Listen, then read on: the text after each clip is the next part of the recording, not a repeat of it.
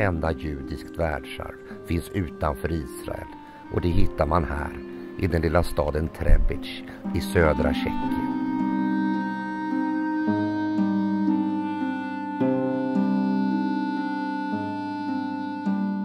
Trebic berättar historien om hur både kristna och judar levt sida vid sida i nästan 700 år.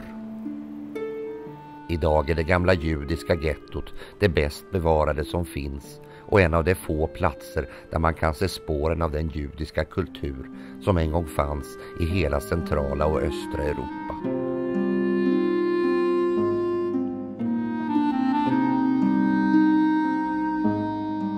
Staden Trebic började år 1101 när benediktinermunkarna fick tillåtelse av de moraviska prinsarna att grunda ett kloster som snart blev en stor basilika tillägnade tjeckiska helgonet Sankt Prokopius.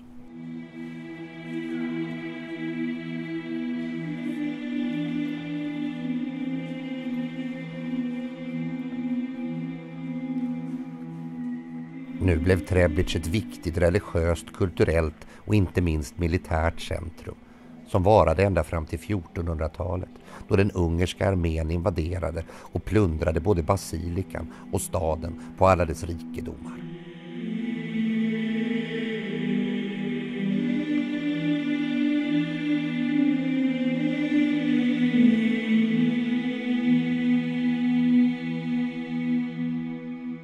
Det var ungefär vid den här tiden som judarna kom till Trebic. Här fanns arbete och möjligheter och snart växte ett judiskt getto fram på den norra sidan om floden Jilava. Gettot fick namnet Chamosti som betyder bortom bron, och vid början av 1800-talet fanns här ett blomstrande litet judiskt samhälle. Nästan 60% av Trebics befolkning var nu av judisk börd och här fanns flera industrier inom både trävaror, textil, garverier och destillering. Familjen Subaks gamla fabrik står kvar än idag som en skugga från en annan tid och en påminnelse om vad som en gång var. Vid mitten av 1930-talet hade de dåliga tiderna och depressionen slagit hårt mot det judiska gettot. Det som kunde hade flyttat och nu fanns här bara 300 judar kvar. I maj 1942 kom slutet för 7 sekler av judisk kultur i Trebic, då alla judar deporterades av nazisterna för att sedan gasas ihjäl i förintelsens Auschwitz.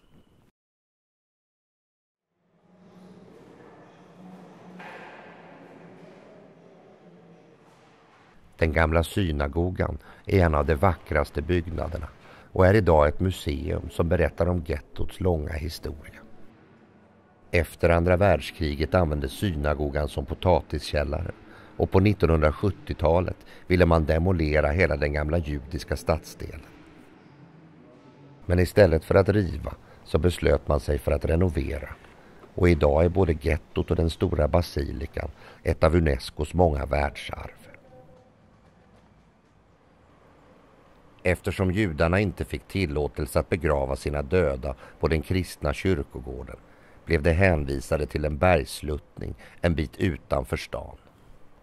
Så ända sedan 1500-talet har det här varit den judiska begravningsplatsen som nu anses vara en av de bäst bevarade i hela Tjeckien.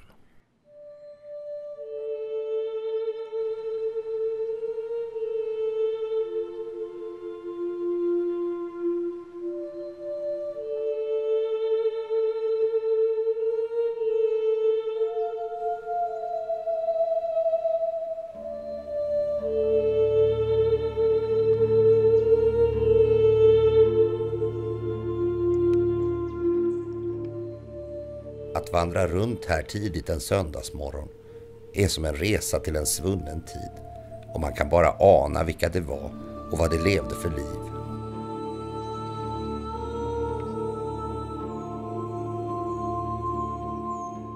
Även förintelsen gör sig påmind här på kyrkogården med hedrande gravar till flera av de judar som gasades ihjäl i Oswiecim, som är det tjeckiska namnet på nazisternas dödsfabrik Auschwitz.